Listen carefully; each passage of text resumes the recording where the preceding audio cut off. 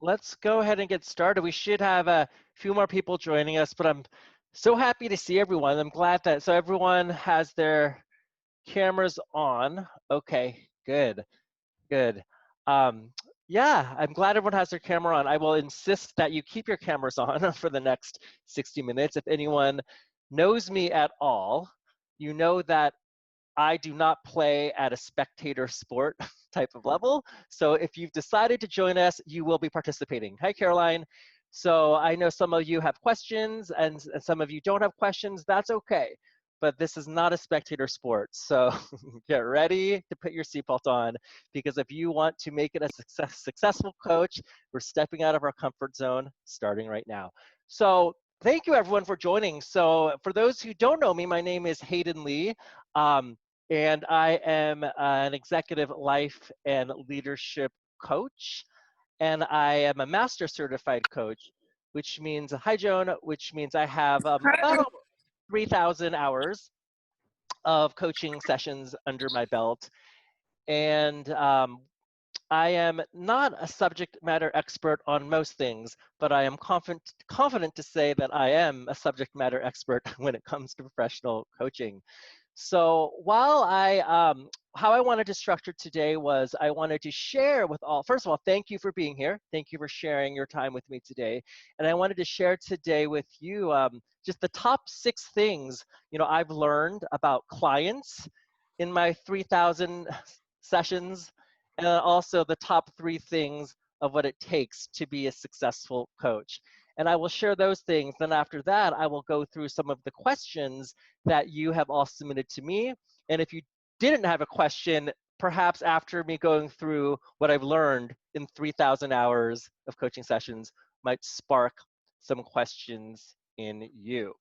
But while I do that, I do want to encourage people in the chat box, if you can just say, yeah, where you're from would be awesome. And then also in the chat box, maybe a sentence or two on how you define what makes an extraordinary coach. What makes an extraordinary coach? And if you could just put that in the chat box, that would be great. So, okay, so we have Patrick's in Amsterdam and Yan is it Yan or Jan, by the way? You're right, it's Yan.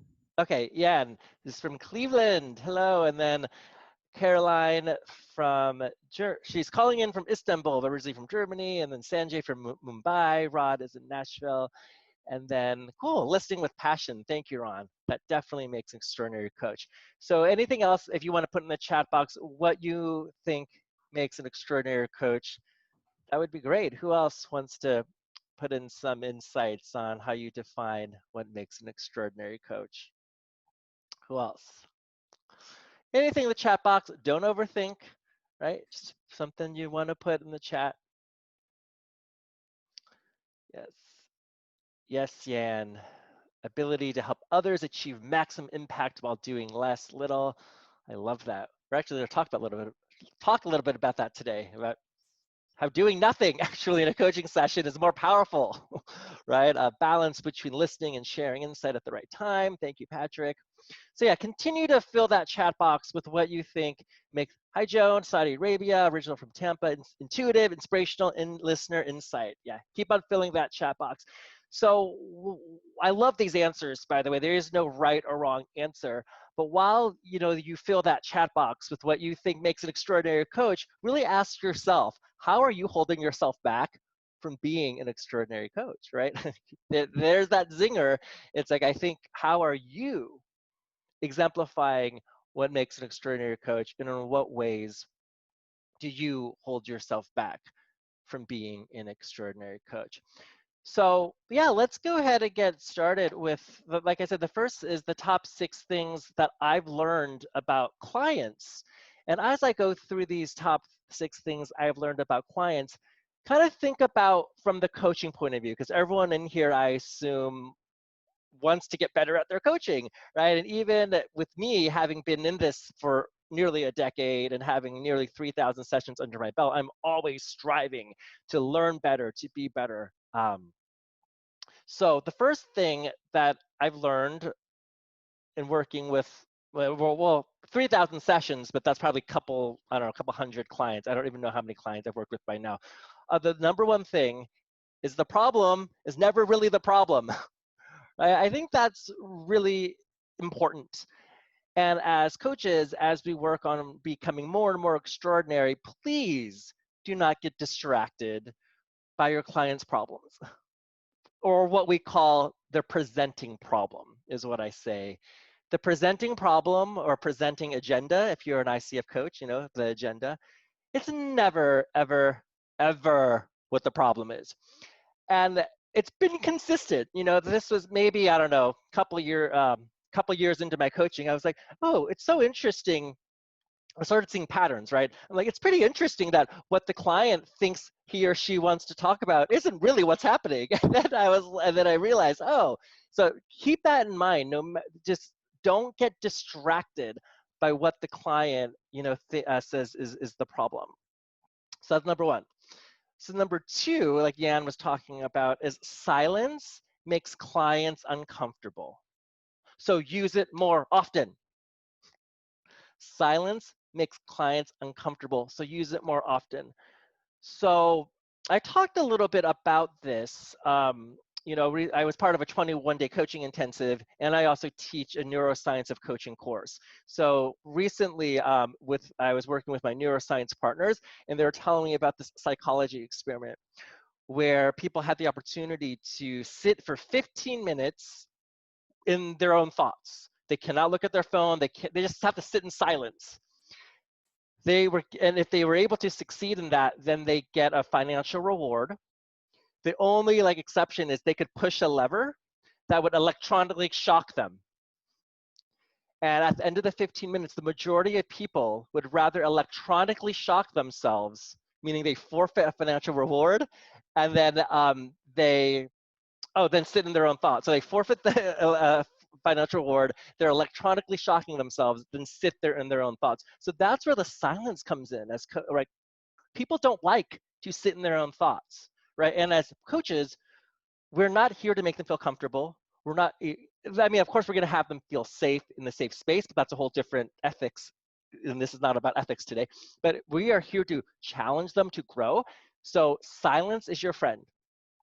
Usually, well, I'll talk about this, you know, when I talk about what you need to be an extraordinary coach, but usually in a coaching session, if you find yourself as a coach talking a lot, you're making it about you. You're definitely not making it about your client. Because if you feel like you need to talk because you're uncomfortable in the silence, you just put the focus on you. And as coaches, we are here to serve our clients powerfully to help them change their life. So just because you're uncomfortable in silence, sit in that silence longer. Because like I said, the psychology shows that we'd rather shock ourselves than sit in our own thoughts. But sitting in our own thoughts is very, very helpful towards transformation. So coaches, please do not thwart your clients' transformations because you feel uncomfortable in silence. That is very selfish, isn't it? All right, so number three. So this is a really, really important one. I mean, how many times have you hear a client say that they need clarity? Anyone? Like, I need clarity on this and that, right? I mean, yeah, Rod, I mean, so here's what I've learned about clients. Clients don't need clarity. What they need is something to fight for, something to believe in, or something to stand for. Let me repeat that. Clients don't need clarity. They need something to fight for, something to stand for, or something to believe in. Because when you as a coach help the client define what are you fighting for or what do you stand for, you know, sometimes we say, what is your why? Like if you have a why that is big enough, you'll find the way, right? Where there's a why, there's a way. So the how will always figure itself out. So once again, like clients try to distract us as coaches and distract themselves by saying, oh man, I just need clarity on my next steps. But if you help them define the fire that they're fighting for, the next steps become evident. Right? Does that make sense? I mean, what are your thoughts on that? Like, you know, for coaches who've heard clients say they need clarity, and I always say, like, you don't need clarity. you need to know what you are what do you believe and what do you stand for. I mean, what are your thoughts? I would love to, because that's a really, really important one for me, because it comes up all the time. Oh, I think I need clarity on my next steps. I'm like, you don't need clarity. If you knew why you're doing what you're doing, you would know what to do. So yeah, like, what are your thoughts on that? I feel that I absolutely agree with this, the why, what they need to be standing for, and that usually takes them to a much deeper level. But even with that, if they come with a strong purpose and sense of mission, sometimes we are stuck in our own little spaghetti of sauce in our heads. I find that they can benefit from having a thinking partner to to even just to hear themselves talk, right, and bounce back at them. And I still feel there's a lot of benefit of that once they have that why. But absolutely agree. I think the why is critical. Oftentimes we don't see enough of that. So what do you think of that? Yeah, I mean, as I was talking about clarity, something else just came to me too. I want to kind of put an addendum on that. It's like clients don't need clarity on next steps. They Okay. need clarity on their purpose, their why, their passion, what they're fighting for. So yes, I do want to. So yes, it's my prerogative to tweak, what I'm saying, right? So yeah, so I think that's a really, really great distinction that I would like to make. Yes, people, what they need clarity on is, what are you fighting for? What do you stand for? What do you believe in? And as a result of that, then the steps will be more clear. But How the do reason, you yeah, how do you reconcile the conflicting values? For example, a CEO I'm coaching, he's deciding whether or not, to address this issue with this executive or fire him. There are conflicting values. It's not the why that's not clear per se. He knows why he's doing this, doing the CEO work, but there are conflicting values in terms of, you know, serving different stakeholders. And so talking through that helps him see how he can honor both values. But I can see what you mean by that, though. well, let me interrupt. So I love this idea of conflicting values. So is those words that he came up with, or she came up with, or you came up with? I invited him to think Okay, about what are the values that's in play. okay, I said, whenever you're hesitant about moving forward and yeah, something just doesn't feel right, there's something underneath that. There's some of kind of course, value yeah. being violated or trespassed. So the reason why I asked that is because that's a very sophisticated client, right? If he is saying that he has conflicting values, but which is great. So I wrote a blog piece today, is what's this really about? Right? That was the name of my blog piece. So yes, there's conflicting values, but what's this really about? So underneath any problem, there is something of underlying fear, anger, or sadness. So even with his conflicting values, what's it really about? Yes, totally. We all have conflicting values in some way, shape, or form. It's like, oh, should I do this or should I do this? But so what's this really about? So I'd be very interested to hear what fear, anger, or sadness slash shame is underneath this problem. Because conflicting values, it is a thing. We all have it. So, but underneath it, what is the fear, the anger, the sadness that is causing the conflict? For And him, what it's are fear of losing fear of violating the value of loyalty, right? Because there's a lot of loyalty to that. Yeah. So Yeah. it's just with exploring, going deeper and deeper to like the iceberg. So the iceberg of, yeah, this problem is, I don't know what to do with this coworker, or but then it's underneath it is, well, what's it really about, So Mhm. Yeah, that helps. cool. Yeah. Thank you, Yan. Yeah, so anyone else of any, so clients don't need clarity, they need something to fight for, but I want to specify, I mean, clarity on their mission, their purpose, or what they're fighting for. So the fourth one I've learned about clients is they don't need advice. They need help discovering the answers inside of them that they already know. So actually, to Yan's point too, like if you were to further explore with this client, like first of all, we as coaches, we have to trust that our clients are whole and that our clients already have everything inside him or herself to be successful. So it's not that, so he might not know the answer right on the top of the surface, but the answer is within him, right? So once again, as coaches, almost I see like we're like excavators, it's like we are explorers digging deeper and deeper. So he might be like, oh my God, I don't know what to do. Can you please give me advice? I'm like, advice is not what he needs. He needs to help you uncover and discover what he already knows. So I'm telling you right now, again, he already knows what the real answer is. It's just the fear of admitting it or discovering or saying it out loud.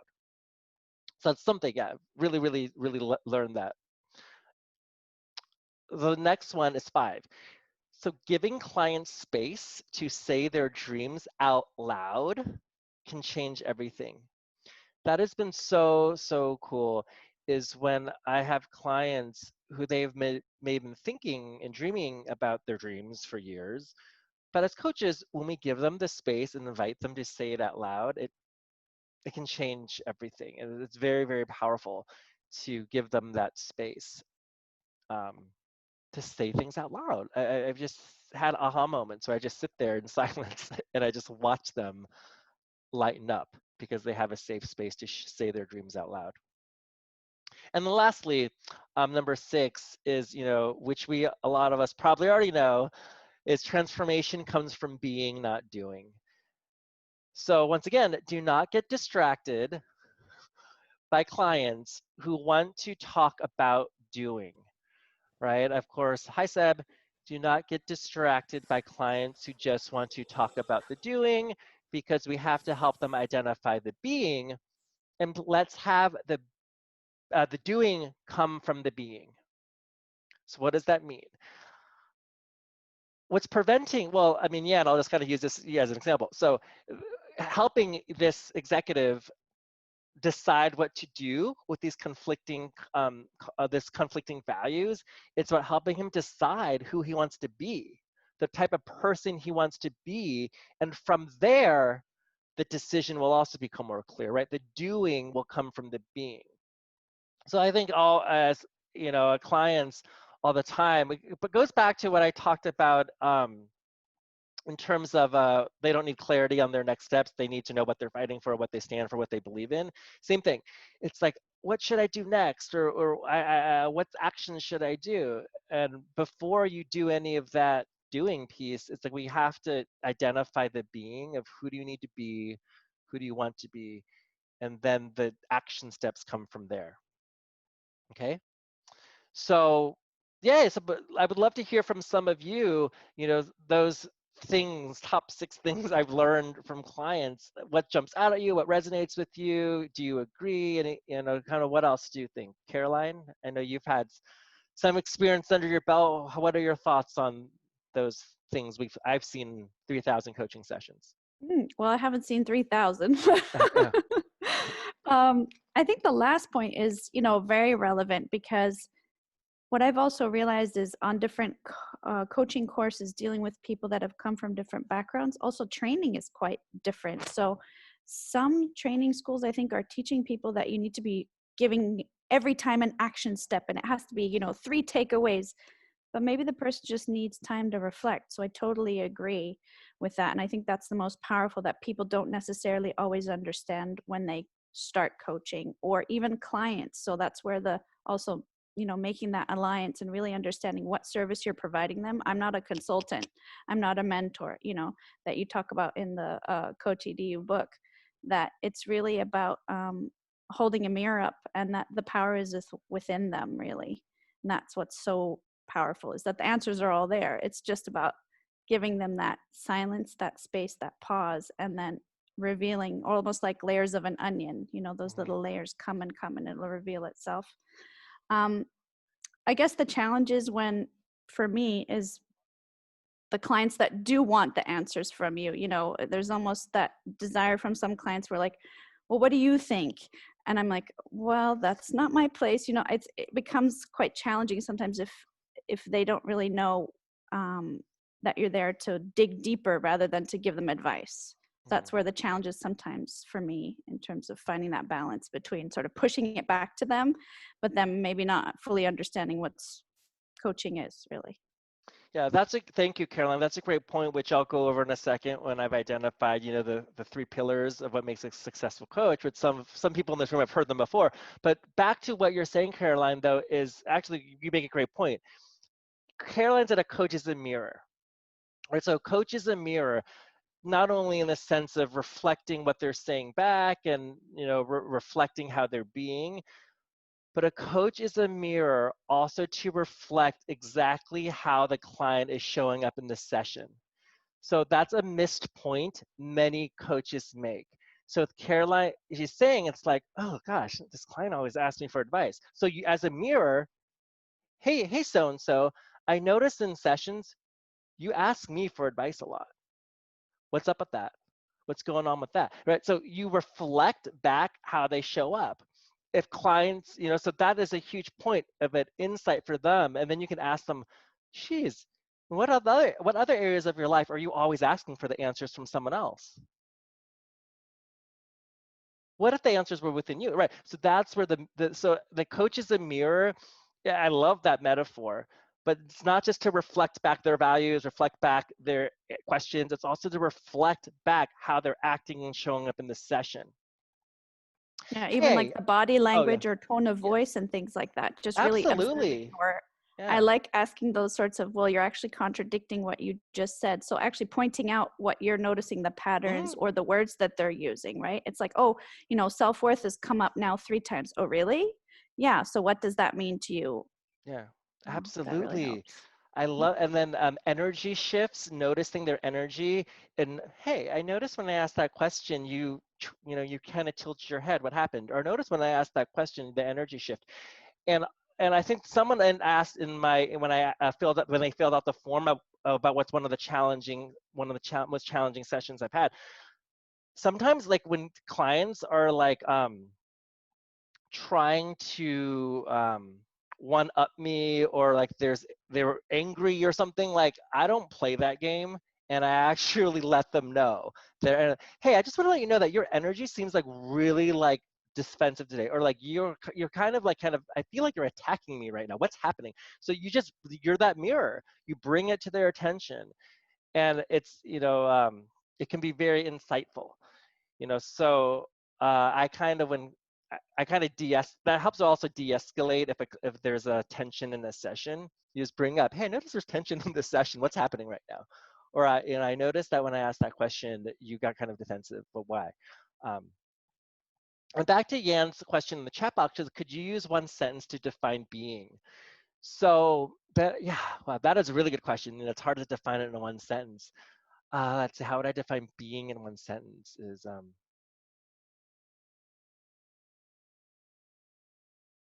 the qualities that you need to exemplify to make your dreams come true. Something along those lines. The qualities that you need to exemplify to achieve what you want, or who you need to be to get what you want. Something along those lines. But great question. But being is about who you are, right? So being, you know, so in order to be a successful coach, in order to be a successful CEO, in order whatever, it's about what qualities do you need to exemplify and embody. Yeah. The Sanjay saying to be present and to demonstrate who you are. Definitely. So it's calling attention to slowing down and identifying who you need to be to get So what you want. Mhm. so you know, in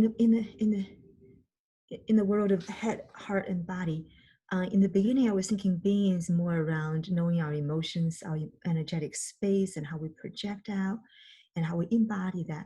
And now, and I was kind of excluding the head, and now I'm almost leaning towards, want to get your perspective that being is all of it. Being is also the mindset and the beliefs and the values and assumptions we make, and how we see the world, how we see Okay. ourselves, along with the emotions and embodiment and Yeah. the presence and the energy. It's kind of all of it, right? It's You kind of how. nailed it. You nailed it. And so I'm a really passionate practitioner of the Enneagram. I'm a certified Enneagram practitioner and facilitator. And in the Enneagram, we talk about 3 centers of expression. Centers of expression is how we show up in the world, how we present ourselves. So there's a thinking center, analysis, logic, facts, data. There's a feeling center from the heart, empathy, emotion, compassion, feelings. And then there's a action center, which is the body, instinct, taking action, being proactive. So there's 3 centers of expression. So we all lead with we probably have we all have a dominant center of expression, whether it's the analysis logic, whether it's feeling, or whether it's action. So the fourth center of expression is called the fourth way. The fourth way is being able to balance all three centers of expression and knowing when to use more heart, when to use more head, and when to use more body. So that encompasses being, which is actually knowing who you need to be in terms of heart, head, and body, and knowing when to use which. And so it's like this dance within yourself of when to have more heart, when to have more heat, when to take more action, when to be more logical. And it's awesome. And in terms of energy work, action energy, like the action center, it's hot energy, right? It's really like, all right, move. That's very apt. Feeling energy is very warm, right? Kind of feeling and love and slowing down. And then thinking energy is cool. Not to say, because it's more like analysis. Take time to really think and reflect. So it's a cool energy. So you need hot, warm, and cool energy. So when people are overly analytical or like overly overthink things, it's a little bit of a cold energy, right? Because, and then, or if people are overly taking action, sometimes they're like a lot of hot energy. And then if they're really warm, they're just warm people. But then when you over express one of those centers, you see it's at the expense of the other centers. So that's why full being is to be able to use all three centers to create the fourth center, which is balance. That makes so much sense, Hayden. And this all like gels with me until someone says, "Oh, there's the gut," then it throws me off. But for me, I feel the gut is more part of the body, the intuition. It is. The gut is the body center. Yeah. Right. Okay. Thanks. Yeah. Well, I do want to make a distinction for everyone. Instinct is different than intuition.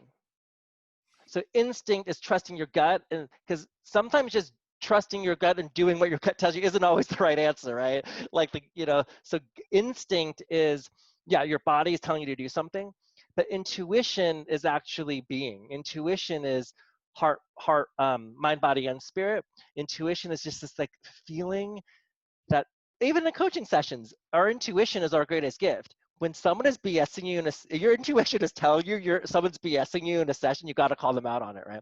So intuition is almost like a soul thing. It's like this feeling in your soul. So yeah, I just want to make that distinction because oftentimes people think they make the mistake of thinking instinct is the same as intuition. It's different. Instinct is gut. Intuition is this like third eye, where like something's wrong right here. Okay. Cool. I love this discussion, but I want to go over now the three pillars I've discovered of what makes a successful coach. And then I'll take some of the questions that people asked when they filled out the form. So really, the three pillars that I've identified that really makes a successful coach, it's coaching being, coaching skill set, and then coaching business. So, and I'll talk a little bit about that. But even within these three pillars, you're going to see common themes. So in coaching being, right, if you're going to be that fantastic coach or that extraordinary coach, it's like you got to take big risks in your being, right? So in terms of if we're going to be a successful coach, that extraordinary coach we all aim to be, some of our being is going to need to be, I need to be bold. I need to be courageous, right? And I'm talking about in your sessions, in how you approach your business, and just how you are as a person. Coaching being is the qualities one needs to exemplify to have a long-lasting, impactful, successful career. So that's decisions that everyone on this call needs to make today. Is if I want to have a long, illustrious career as a coach and impact so many lives, you have to decide today who you need to be to make that happen. And I'm telling you right now, we got to pull out all the stops. We got to stop playing it safe, right? So the being also, like start asking yourself, being includes not caring what people think, saying what's on your mind. Oh yes, Seb, no problem. See you soon. And this idea of like, once again, when I talk to clients, that a lot of times clients struggle because they don't know what they're fighting for, what they stand for, what they believe in. Same thing with coaches. If you do not know why you're a coach and what you stand for and what you believe in, you're going to flounder. You're going to have a hard time making it because it's like our clients who have they just kind of wander around, they don't know what they're doing. coaches experience the same thing. So we need to identify what we're fighting for. That's part of our being too, and having the courage to stand up for what we believe in, and have the courage to not care what people think, to have the courage to, put up with those naysayers. And that really, here's the cool thing about coaching being is when you identify and can articulate what you're fighting for, though that is so much, your mission is much more important than your limiting beliefs. I repeat that. When you know what your mission is, it becomes much more important than your limiting beliefs, right? So what are your thoughts on that? Like, I'd love to hear from or in the chat box maybe, or anyone have a thought that they want to talk about in your coaching being, or what's coming up for you, that how important it is for you to define who you want to be in order to make it. Yeah, Patrick? Yeah, so I just had this thought of I've been focusing on my mission and my why, and it's really clear for me. And coaching is a tool, right, to get that that mission out there and help it get done. And then I just got the thought, like, so why am I using coaching as a tool? Why is it my a weapon of choice, so to say? I never really gave it that thought. So I was wondering, is that something you ever thought about for yourself? If I ever thought about why am I using coaching as a tool for my mission? Yeah. Do you see it that way? Like, is coaching a tool for your mission? Absolutely. I mean, my mission, what I'm fighting for is I'm fighting for people's dreams. I want every single person to make their dream come true, whether it's a health goal dream, whether it's a business dream, whether it's write a book dream. Like I'm calling myself a dream warrior, because I'm on the front lines fighting to make your dream come true. And that's my mission. It's like, oh my God, that's what I'm fighting for, is for you to stand up and that your dreams are worth it. And also help in me realizing how important our role is as a coach. Like, all of you need to take your role very, very, very seriously. You have to be committed and understand that our roles are so important, because we're literally fighting for people's dreams and their happiness.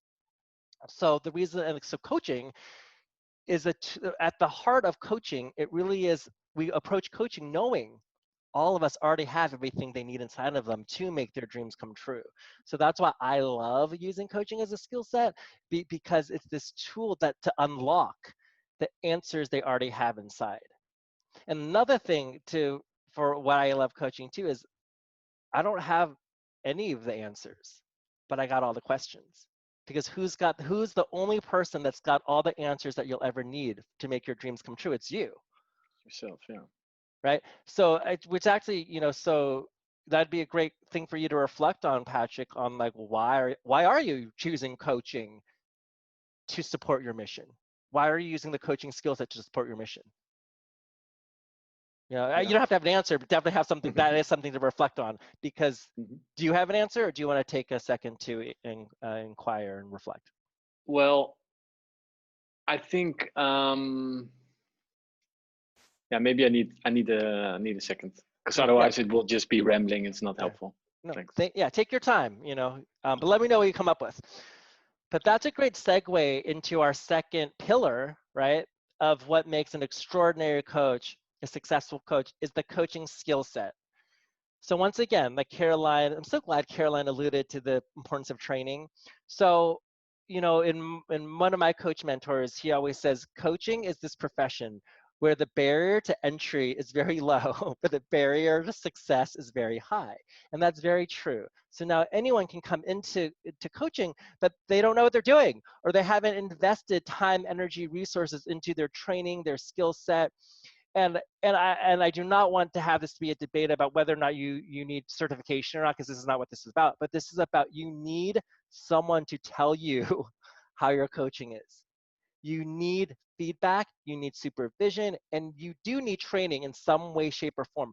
Because once again, people often think that because they've worked on themselves, that they can coach. And that is not true. Being able to coach someone else and being able to know how to ask questions, how to use coaching presence is very different than you working on yourself. So I've learned to let it go and not get frustrated when coaches are like, well, I don't really think I need training because I went to like a Tony Robbins seminar and I've been working on myself a lot. And I'm like, good for you, but that has nothing to do with the ability to coach someone else. And like Rod was saying, yeah, practice, practice, practice, or coach your ass off, like I said. There is no easy way to become an extraordinary coach experience-wise, except get the experience, right? So that's where the coaching skill set is. And in terms of taking risk, remember I said in the coaching being, you got to take risks, you got to stop playing it safe. Same thing with coaching skill set is in your coaching sessions, the more confident you are in your skills, and you can't get confident unless you practice, practice, practice, and have trained in coaching, you'll take bigger risks. That's when you will have more confidence and know what tool to use in a coaching session to call your clients out using certain techniques called like direct communication or challenge, things like that. So I think it's super, super important that people have their coaching skill set. It really is like it's a muscle, right? Even with my 3,000 hours of coaching sessions, I still train. I still I continue. In fact, if you are a professional coach in the ICF, International Coach Federation, you have to have continuing education. But you have to, So I still continue to train in different specific coach specific courses to get that continuing education. A mentorship too. I think it's so important to have a mentor listen to your coaching and give you feedback. And I think one of the top reasons coaches do not have a mentor is because they're scared to get feedback. It is terrifying, and it is kind of, because what if, oh my gosh, what if you've been coaching for like all these years but I mean, in this room, I mean, how many hours of people of mentorship have you had in terms of people are giving you feedback on how you coach? I mean, and be honest, I mean, it could be I don't know, let's say low, medium, high. Like, high would be you've had a lot of feedback on your coaching, medium kind of, and then low, not so much. And let's be honest, right? Jan, you've had a lot, or you need more, or you've had a lot. Okay. Rod needs that you're low. Is that low for Rod? Okay. So actually, can I call on you, Rod? I mean, I know Rod, and I see you have a long career in in your executive corporate career, right? But what holds you back from getting feedback on your actual coaching? The biggest thing for me is finding quality people who I trust their feedback. I don't want feedback from somebody who's a first time coach and we're in this together kind of bumping around and don't know what we're doing. I'd rather have somebody like you give me feedback, or somebody who's got the experience who can do it. To me, it's like, who do I want cooking my steak? Do I want a chef cooking my steak, or the guy who works at McDonald's cooking my steak? I'm going to go with the chef probably. I'm probably going to get it more what I want. So then what's been holding you back from finding a master chef? I'm just now getting the start of it. I'm 21 days ago. I'm just starting to scratch the surface of that. So I'm going to find some. I am more than one too.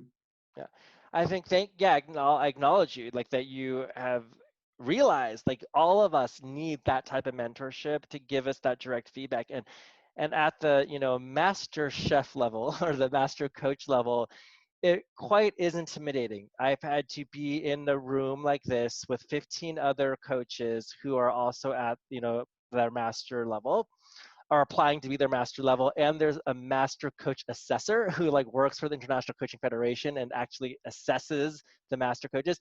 And we bring in a client, and I have to coach this client for like 30 minutes with all my peers watching me.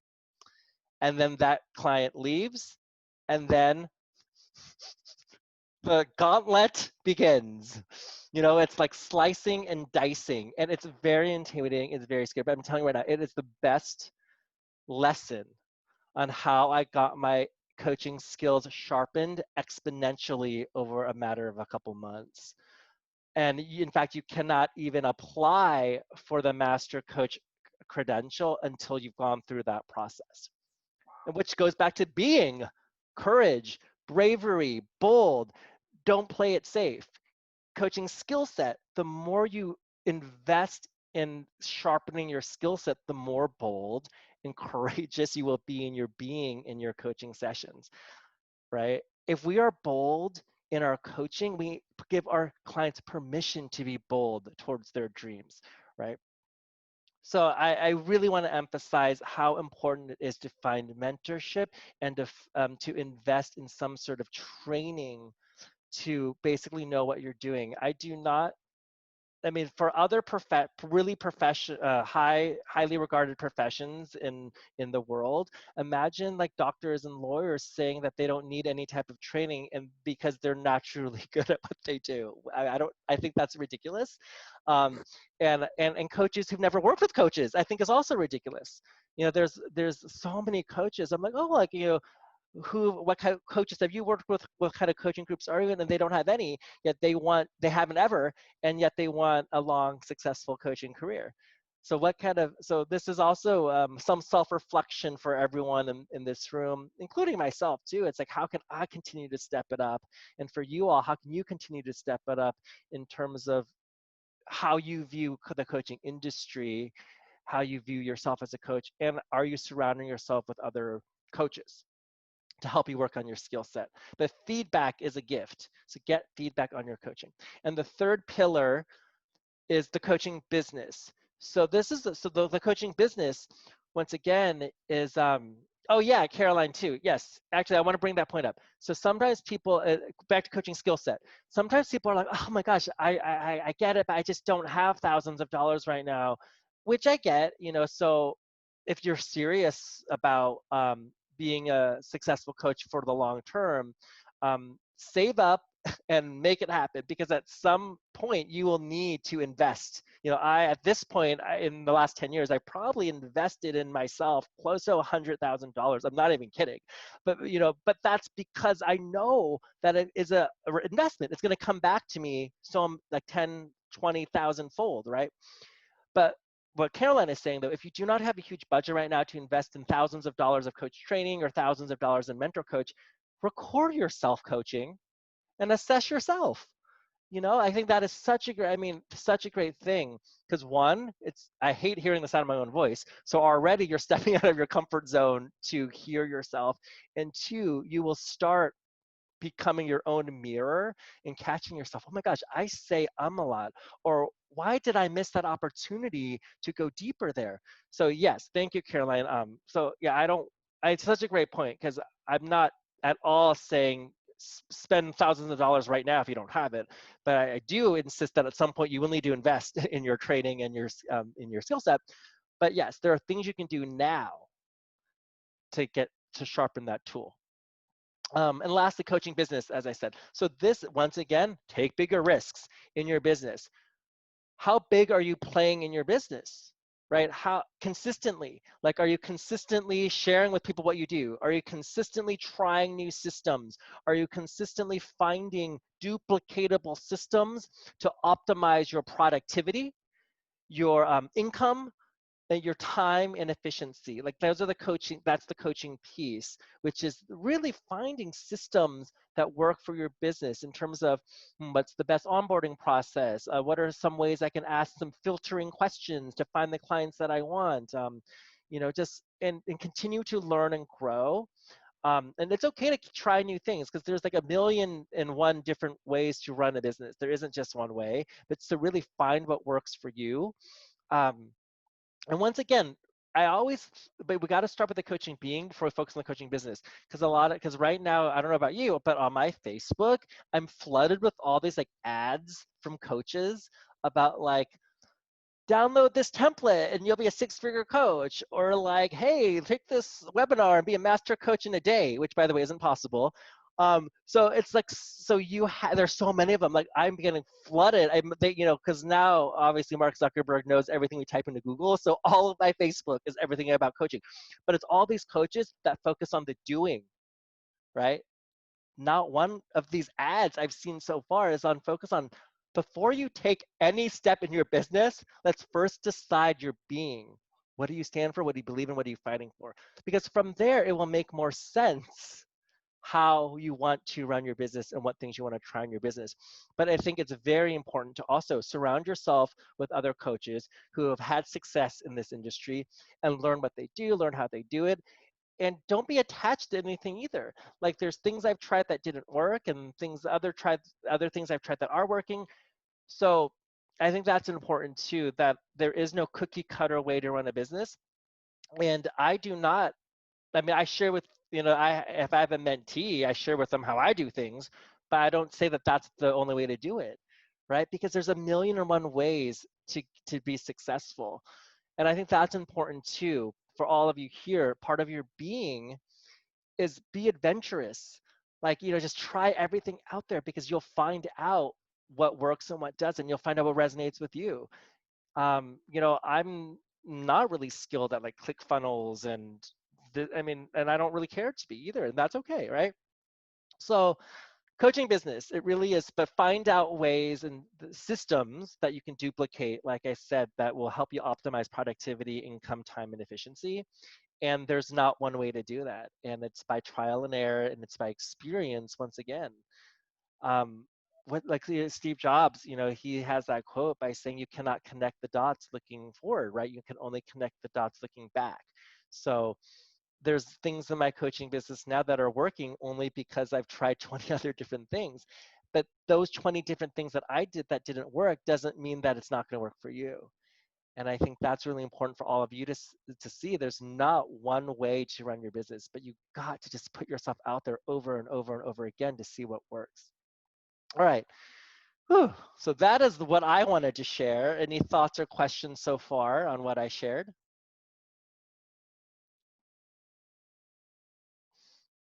Sanjay, I'm feeling drawn to you.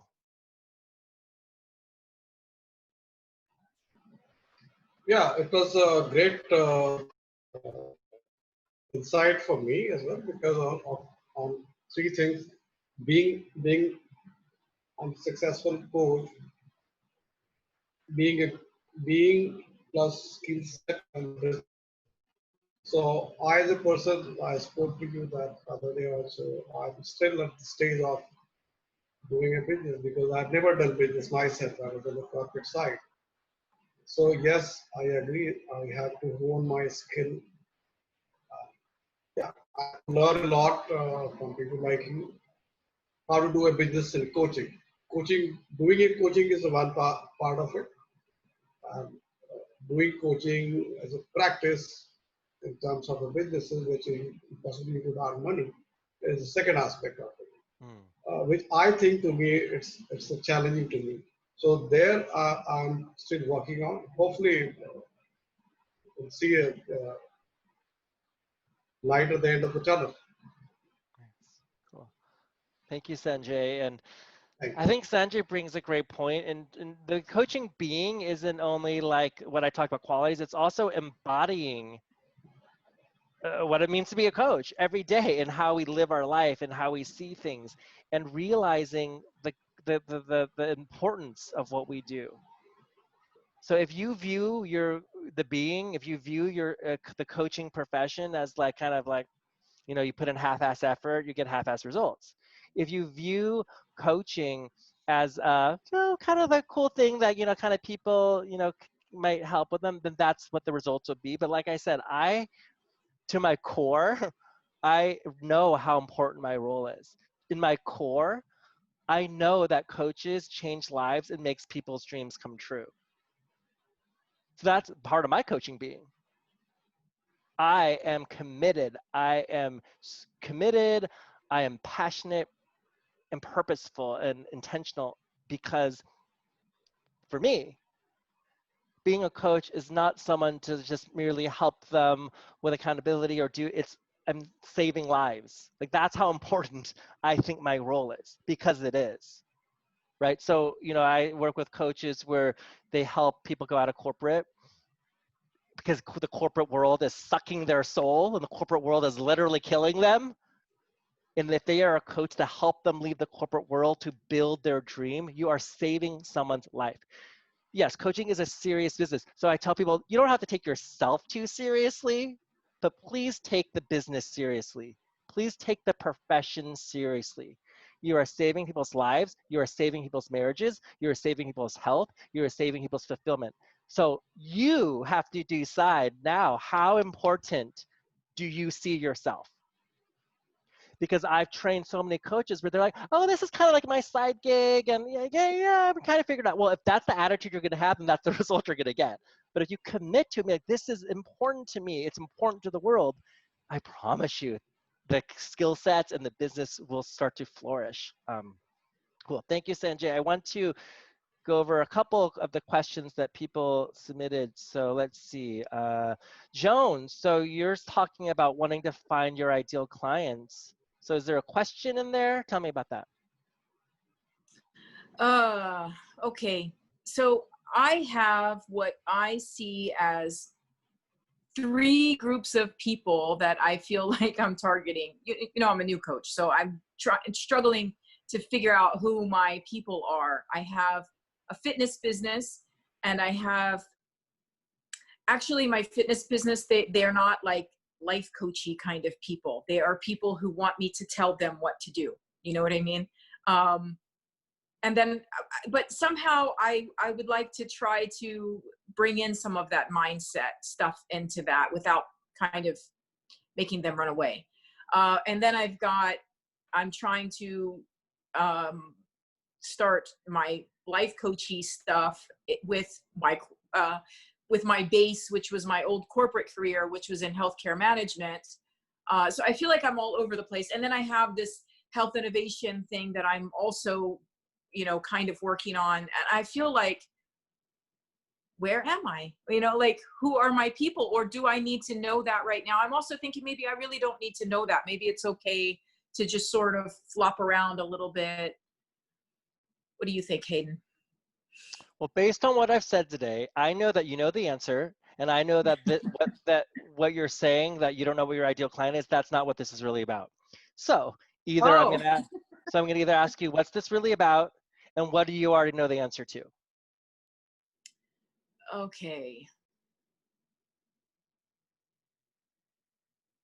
What is this really about? You know what's coming to mind for me? Were you on the call the other day with Rich and Bob Russo? I don't know if you were there. I wasn't on that one. I heard about it, but Yeah. I wasn't on that call. Bob was talking about, like, he had, I don't remember the specifics what he was talking about. He had this group of people and he had this group of people that he was confused about. And then Rich drew a diagram where there was a circle and there was like the overlap, right? And he's like, those are your people. So I'm thinking that's probably where I'm at. I need to be courageous enough to go weird and go into that smaller group. Although it feels like I'm alienating a lot of people, and since I haven't established a business yet, that's hard. But yeah, maybe that is where I need to go, to just go super weird. Yes, Sanjay, go narrow. Did I answer your question? I don't remember what your question was. I went into something else.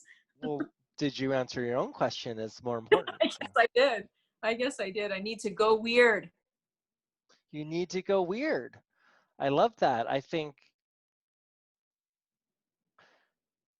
the being piece, like you said, you need to be courageous, right? And I know you put in the chat box the skill set piece you're working on. You know, you're aware you need to get better at the coaching skills, but the coaching business, taking risks and figuring it out. Like, I don't know what's going to work and what's not, but if you don't start somewhere, nothing happens, right?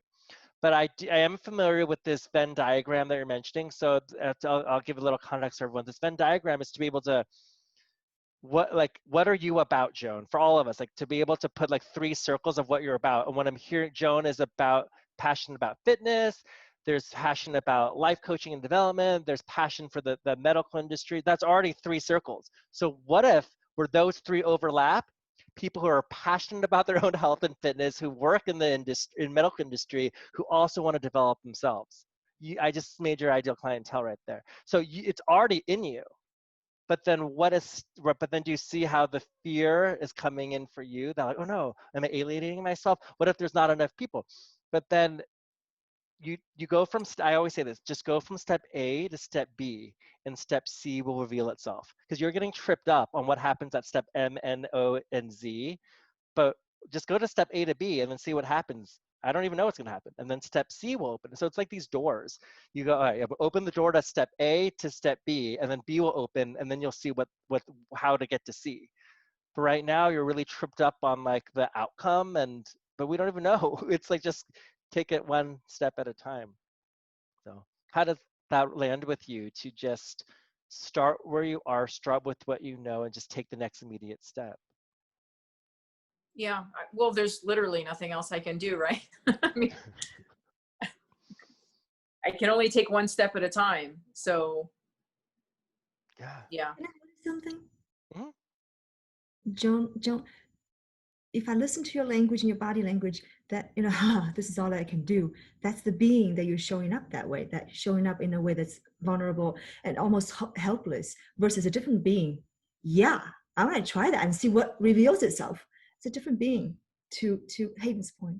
Yeah, great catch, Yan. I think, Joan, the being work, right, is to, once you've identified those different areas. Oops, are you still there?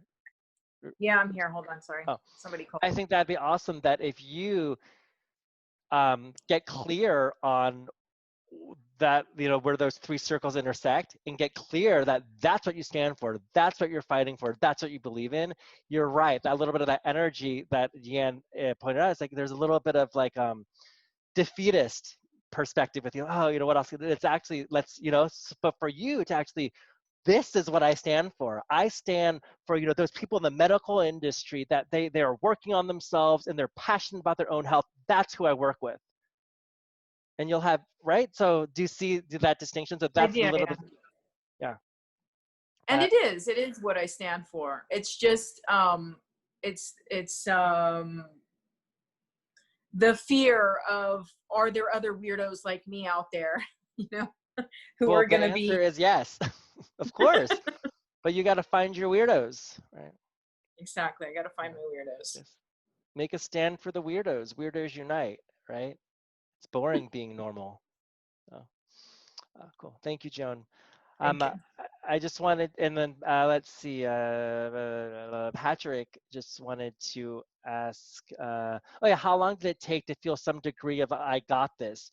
Do you remember that moment? Great question. I don't specifically have like an aha, I've got this moment. Except this, that I believe that I've got this in this moment. So I think that's what's always helped me along the way, is like, I don't know when I had the general I've got this, but there's this difference between confidence and arrogance. So I've worked on my confidence as a skill, by the way, and confidence is a result of taking action. It's not a requirement. I say that all the time. Confidence is a result of taking action, not a result. So I just take a lot of action, right? And as a result of that, I gain confidence.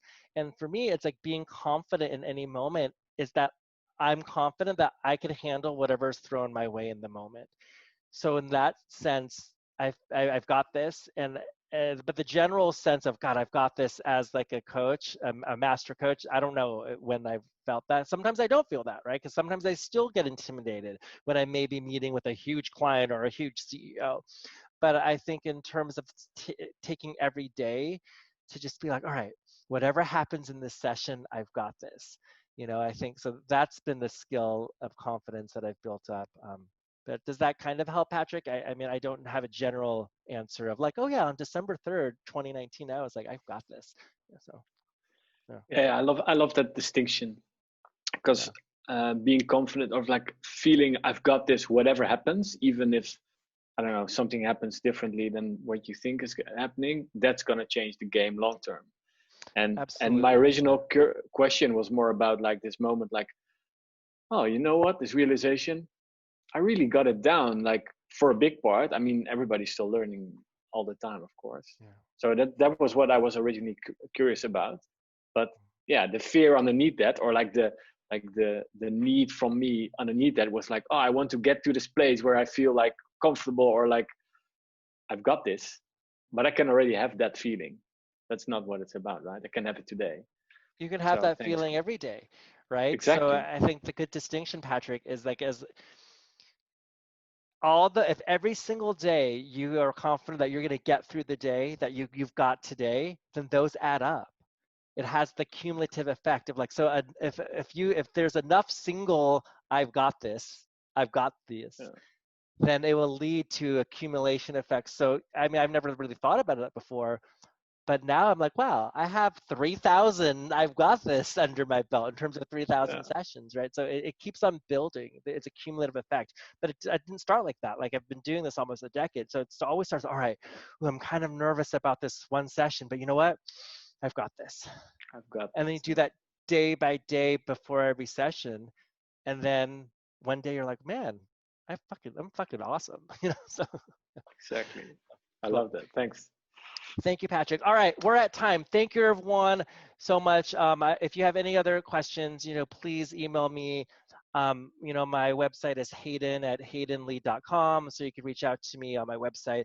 But this was phenomenal. So if we could all just unmute ourselves and just say into the room whatever you would like to have to end our session and for us to have a great weekend. So, yep, unmute yourselves and we can all talk over each other. Thank you, everyone, for coming. Thank you, Hayden. Thank you, everyone. This was really fun. Thank you, Hayden. Thank you for Thank you. sharing. Have a great weekend, everyone. Thank you, Patrick. Bye. care. Amazing. Bye-bye. Thank you. Bye-bye. Patrick, thanks Bye-bye. for Bye-bye, everything. Hayden. Bye, everyone. Thank you.